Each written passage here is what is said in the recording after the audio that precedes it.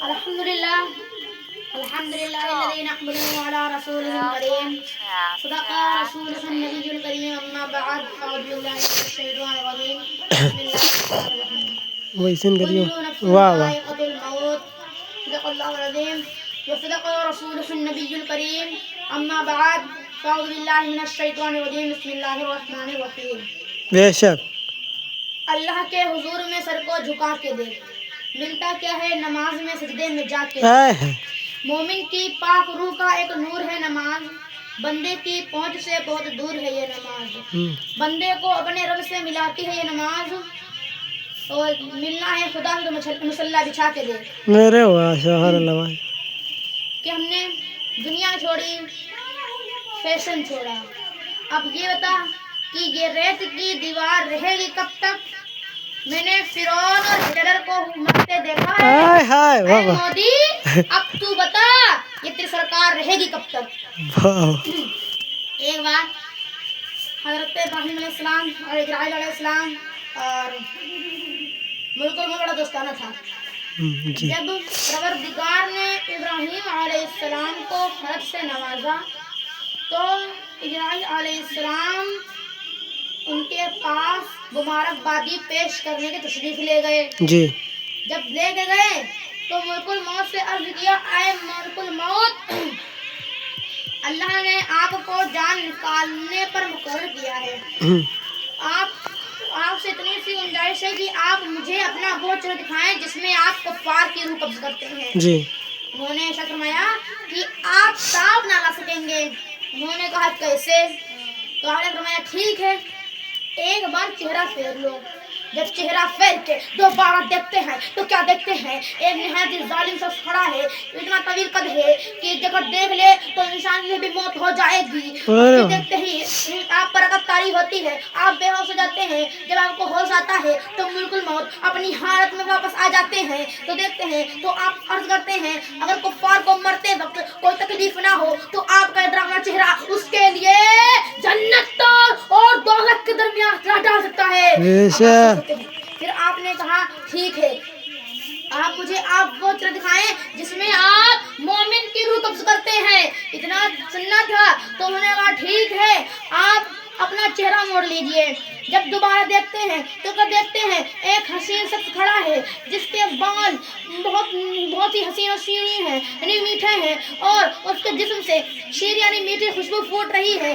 آپ یہ دیکھتے ہیں تو کہتے ہیں اگر مومن کو مرتے وقت کسی کا دیدار نہ ہو، گھر والوں کا دیدار نہ ہو، نہ دکھنے ملے، پھر بھی آپ کا یہ حسین چہرہ اس کے لیے جنت کا دروازہ بن سکتا ہے۔ آگے فرماتے ہیں اور آگے بڑھتے ہیں، اتنا فرماتے ہیں اور اب آگے چلتے ہیں۔ یہاں سے حضرت عثمان رضی اللہ عنہ کا واقعہ شروع ہوتا ہے۔ حضرت عثمان جب قبر پہ جایا کرتے تھے تو اس قدر روتے تھے کہ آپ کی داڑھی مبارک نختر ہو جاتی تھی۔ واہ ایک بات گاؤں والوں نے یعنی کہ شہر والوں نے آپ سے عرض کیا کہ آپ جنت و دوزخ کی باتیں کرتے ہیں تو نہ نہیں ڈرتے، اتنا نہیں روتے، جب آپ قبر پہ جاتے ہیں تو نہ کیوں روتے ہیں؟ تو انہوں نے عرض کیا کہ میں نے حضور کو فرماتے ہوئے سنا ہے کہ جب بھی بندے کی روح قبض کی جاتی ہے تو مومن بندہ جو ہوتا ہے اس کی روح قبض کرتے ہیں جسے گندے ہوئے آٹے کے اندر سے باہر۔ ارے واہ واہ سبحان اللہ ماشاء اللہ کیا بات ہے۔ کافر کی روح اس طرح قبض کرتے ہیں کہ جیسے بھیگا ہوا کپڑا بیری پر ڈال کر پوری فل طاقت سے کھینچا جائے، جس کے بال الگ الگ ہو جاتے ہیں۔ کتنا درد ہوتا ہوگا آپ اب خود سوچ سکتے ہیں، سوچئے۔ اسی سے اب آگے بڑھتے ہیں۔ عثمان رضی اللہ عنہ فرماتے ہیں کہ آج کل بندے کو اپنے اعمال افعال کی ضرورت نہیں ہے، وہ دنیا میں اس طرح غرق ہو چکا ہے، اس طرح ڈوب چکا ہے کہ اس کو یہاں سے وہاں تک نجات دلانے کا کوئی فیصلہ ہی نہیں ہے۔ بندے کو چاہیے نماز پڑھے، صدقہ دے، روزہ رکھے اور دینی تعلیمات حاصل کرے، کیونکہ جب بندہ دینی تعلیمات کے لیے حاصل کرنے کے لیے مدرسے بچہ جاتا ہے، حضور نبی کریم فرماتے ہیں کہ اگر اسی دینی تعلیم حاصل کرتے کرتے بچہ شہید ہو جائے، جب انتقال ہو جائے تو اس کا نام شہیدوں میں آتا ہے۔ ارے واہ واہ اس بچے کا نام شہیدوں میں آتا ہے۔ اس لیے کہ بچوں کو دینی تعلیم پڑھاؤ۔ ایک ہم چلتے کہہ دیجیے سبحان اللہ۔ سبحان اللہ فرماتے ہیں اور آگے فرماتے ہیں، آگے فرماتے ہیں نماز کے بارے میں، ان الصلاۃ کانت علی المؤمنین کتاب موقوتا، बेशक नमाज तमाम नहीं बेशक नमाज अपने अपने मुकर्रर वक्तों में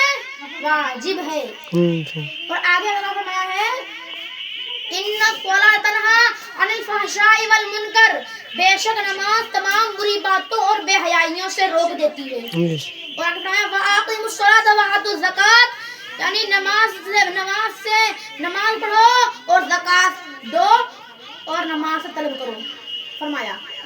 और आते हैं तो हज़रत उस्मान फरमाते हैं कि जब मैं कब्र पे जाता हूँ तो इस कदर इसलिए होता हूँ कि ताकि लोगों को देखकर उनके आमाल का एहसास हो। जब भी बंदे की रूह कब्ज की जाती है तो उसी हाल में कब्ज करते हैं। अगर बंदे का पैर टेढ़ा है तो टेढ़ा ही रह जाएगा, हाथ टेढ़ा है तो हाथ टेढ़ा ही रहेगा, वो सीधा करने वाला कोई नहीं। और जब बंदे की रूह निकलती है तो सबको देखता है कि कौन उस जनाजे पे है और कौन नहीं है, कौन रो रहा है, कौन चुप बैठा है। ऐ मेरे लोगों, ऐ दोस्तों, प्यारे प्यारे मीठे मीठे इस्लामी भाइयों, अपने अपने घर वालों को नमाज का हुक्म दो और खुद भी नमाज कायम करो।